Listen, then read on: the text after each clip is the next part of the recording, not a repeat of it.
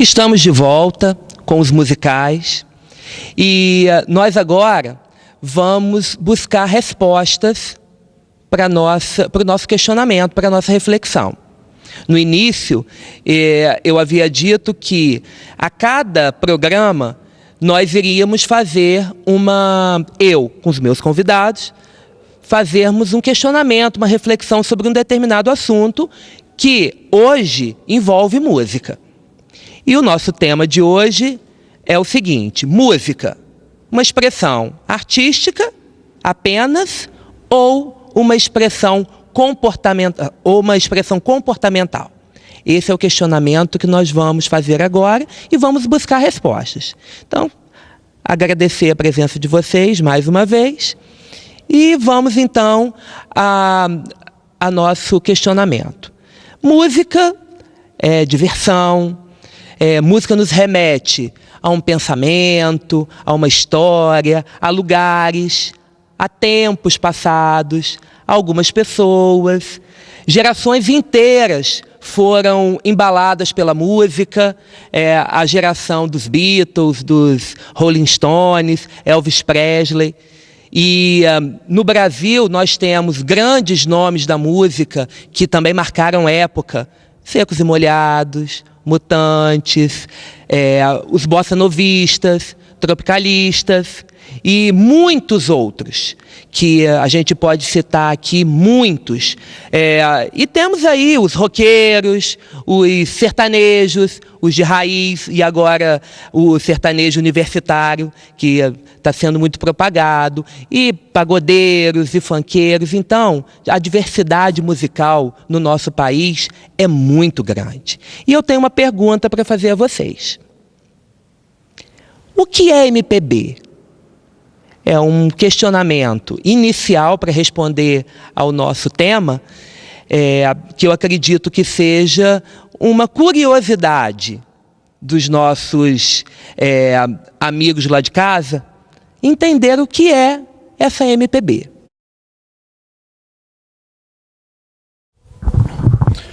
A MPB, Beto, é uma sigla, né? Muita gente sabe o que significa MPB. MPB, música popular brasileira, né? Inicialmente esse termo foi cunhado, foi criado na década de 60, mais precisamente em 66. Durante a segunda fase da Bossa Nova, que você já citou, os bossa-novistas, né? Aquela galera do Paulo Sérgio Vale, Marcos Vale, né? Nara Leão. Porque inicialmente o ouvinte pensa em Bossa Nova, logo lembra Tom Jobim, Vinícius de Moraes, mas tem muito mais gente, né? E ela começou na década de 50 e prosseguiu. Até hoje nós temos produção de Bossa Nova. Em 66 veio a segunda fase, quando foi criado esse termo MPB. A música popular brasileira, ela por ter nascido nesse clima da década de 60, que o mundo inteiro estava passando por renovações, por revoluções, tanto para o lado bom quanto para o lado ruim. E você pode falar muito bem disso, né, Beto? Como professor de história, estávamos recém-chegados do golpe militar de 64. Então, toda aquela sofisticação que tinha de bossa nova, musicalmente falando agora, aquela harmonia rebuscada, fruto do jazz americano, misturada com o samba, que é um ritmo muito difícil de ser tocado, para quem não é brasileiro. Toda essa sofisticação se misturou com a vontade do povo da década de 60, que era, né, um espírito mais revolucionário do que da década anterior, da década de 50. Então, essa linha tênue entre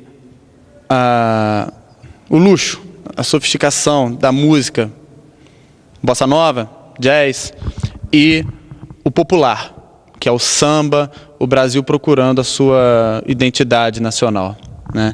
É daí que surge o termo MPB. Hoje, a MPB é outra, talvez pela sua riqueza, não pela sua falta de identidade, mas pela sua riqueza, porque ela é um conjunto de gêneros, né?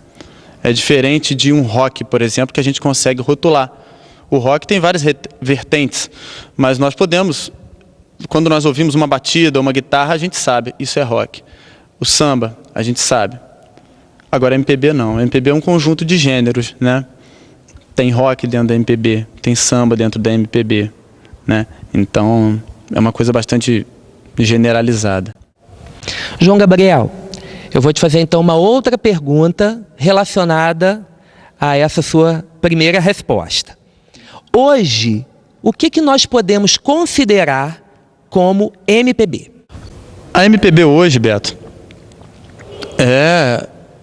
ela é o que há de popular no Brasil, né? O que o povo gosta e o que representa o povo. O povo elege o que é a MPB, né? É aquilo que está na mídia, é aquilo que vai para a mídia, é aquilo que sai da mídia. E para nós podermos rotular ou podermos nomear alguns representantes da música popular brasileira hoje, talvez nós precisássemos de um distanciamento histórico, né? Para poder ver quem produziu arte no Brasil. Eu creio que no nosso tema, a possibilidade de a música ser fruto de um comportamento social ainda perdura hoje, né? Assim como na década de 60, 70, a música revelava aquilo que o povo pedia, que o povo criticava, o que o povo almejava, hoje ainda é assim. Então, diante disso tudo que você colocou agora, João, a gente pode entender, eu e o público de casa, que a música, ela muda valores, valores morais, valores sociais, pensamentos políticos, pensamentos a respeito de moda, de religião. E a gente pode entender, então, que a música, ela é uma expressão artística, isso é inegável, mas ela também é uma expressão comportamental. Então, caminham juntas. Então, a gente está se aproximando da resposta ao nosso questionamento, à nossa reflexão de hoje. E uma outra dúvida que me surge agora. Ao longo da história, dessa história toda que você colocou aí muito bem, por sinal, o que o povo brasileiro curtia e o que ele curte hoje? Michele, pode responder isso para a gente? Então, Beto, eu acredito que realmente essa questão da música, né, está influenciando muito a questão do comportamento humano, não só do brasileiro, como em qualquer parte, né, do mundo, mas porque hoje em dia as informações que a gente tem de mídia são muito fortes, né? Então, nossas crianças, adolescentes têm muita informação visual, muita informação que eu acho importante, acho bacana, mas acho que isso deveria ser revisto de alguma forma, né, para não se perder a questão cultural também, né? Porque assim como em qualquer lugar, né, a música tem a questão da cultura, a questão do estudo, né, de onde ela veio. E eu acredito, assim, que não sou contra nenhum estilo, nenhum gênero musical, mas eu acho que para você dar uma opinião, formar uma opinião de o que você gosta ou deixa de gostar, você tem que ter essa oferta, né? Você tem que conhecer. E hoje em dia, apesar de muita informação, a mídia às vezes foca muito em um tipo só de informação. E se você me permite fazer uma intervenção, Michele, tem que ser oferecido, né, a boa música. E há muitos artistas que não aparecem e a vida inteira foi assim. Me lembro, por exemplo, do Tom Zé, já foi citado aqui a época em que ele produziu a sua música, e a sua música é um bom exemplo, Beto, de música que reflete comportamento, né? E, aliás, a arte como um todo é sempre reflexo social, reflexo daquilo que acontece na sociedade. Por mais dadaísta que ela seja, por parecer sem nexo, talvez a falta de nexo seja um reflexo da sociedade de uma época. E o Tom Zé é assim, ele sempre foi marginal, está sempre à margem disso que Michele chama de mídia, né? Ele entrou na música brasileira pela porta dos fundos, ele mesmo diz isso, né? Numa entrevista que eu assisti uma vez num programa que ele foi. Então, João Gabriel, nós podemos, diante de tudo que você está colocando para a gente aqui, entender que, por exemplo, o funk é uma boa representação da música como comportamento. Pelo que a gente tem visto hoje, né? Michele falou do adolescente, do jovem, que curte, da galera que acha interessante, que dança. Então, a gente entende o funk como uma expressão de comportamento ligado à música muito forte. E aí a gente vai fazer uma brincadeira. Será que tem como a gente linkar, fazer um link entre o funk, que é ligado à mídia, que é midiático, e o Tom Zé, que você coloca aí como uma representação da música que esteve à margem e que é visto, né, como um marginal aí dentro da música? Será que tem como a gente fazer esse link? A palavra marginal ela é engraçada, né? Ela tem várias acepções. Já foi até deturpado, né? Mas marginal também é aquilo que está à margem, artisticamente, da mídia, né? Nós tínhamos os poetas marginais, por exemplo, dessa mesma época da MPB.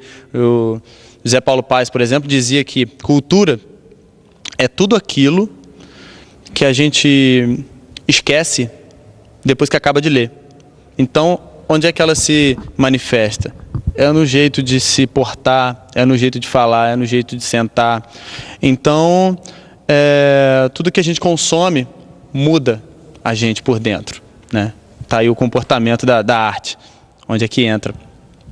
E o Tom Zé, né, em contraposição ao funk, que é isso que está sendo oferecido, em grande parte, o Tom Zé é aquilo que ele próprio diz está fora da mídia. Como é que a gente pode ligar isso? Talvez nas próprias palavras dele.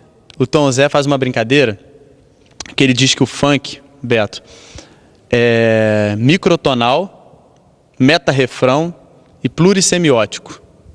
O que é isso? Por que o funk é microtonal? Ele pega um funk carioca, famoso, e ele percebe, ele fez uma análise concreta e real, que no refrão desse funk, o funk se chama Tô Ficando Atoladinha. Ele percebeu que no refrão do funk há um intervalo menor do que o intervalo permitido na música ocidental. Quando o Papa Gregório I instituiu o canto gregoriano, né, há muito tempo atrás, ele reduziu ou definiu como o menor intervalo da música o semitom. O semitom, por exemplo, entre dó e ré você tem um dó sustenido, ou ré bemol. São dois nomes para uma mesma nota, na música ocidental. E o Tom Zé percebeu que o Tô Ficando Atoladinho, do MC Serginho, tem um intervalo menor, por isso que ele chama de microtonal. Ele vai subindo o refrão, que eu não vou brindá-los cantando, porque eu não sou um grande intérprete do gênero, mas um intervalo menor do que um semitom, que é o permitido na música ocidental. Então ele faz uma coisa inédita, uma coisa que só tem em música árabe, em música oriental, né? E por que meta-refrão? É um refrão meta, é um refrão que se volta para si mesmo. Quando você escuta Tô Ficando Atoladinha, você não pensa em outro refrão, você não lembra de outra música. A música remete a ela mesma. É diferente, por exemplo, de outras canções que a gente escuta que tem um assunto, tem um tema. Nós temos um tema no programa que é fora dele, é a música. O Tô Ficando Atoladinha, para o Tom Zé, numa análise dele, o tema é a própria música, então é meta. E por que plurissemiótico? porque estou ficando atoladinha. Para uma criança pequena é uma coisa, para um adulto é outra. Então ele faz uma junção de palavras que faz com que o ouvinte tenha várias leituras, né? O Tom Zé faz essa análise. Então ele liga, é um cara da margem, que está à margem, midiaticamente falando, analisando uma coisa que é oferecida o tempo todo para os nossos jovens, né? Será que MC Serginho pensou nisso quando compôs? Isso tudo pode parecer muito louco, mas é muito interessante a sua visão amparada na visão do Tom Zé. E, assim, o público em casa, te garanto uma coisa, está questionando, está refletindo sobre tudo que ele tem visto, sobre tudo que ele tem vivenciado aí na mídia e tudo que ele não conhece fora da mídia. E eu, antes dos nossos patrocinadores, antes do nosso intervalo, mais uma vez eu quero solicitar, não só eu, como tenho certeza que o público de casa também, mais uma canção dos musicais.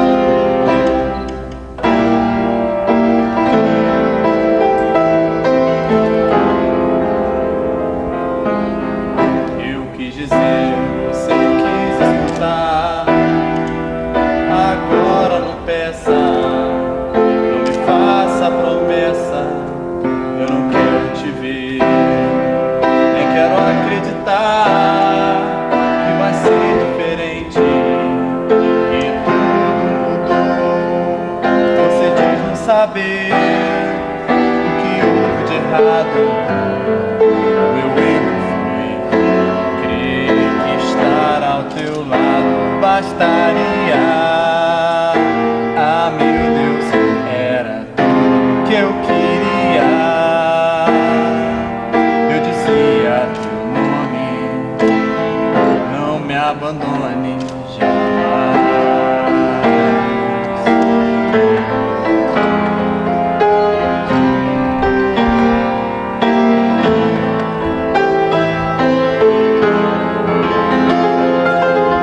Mesmo querendo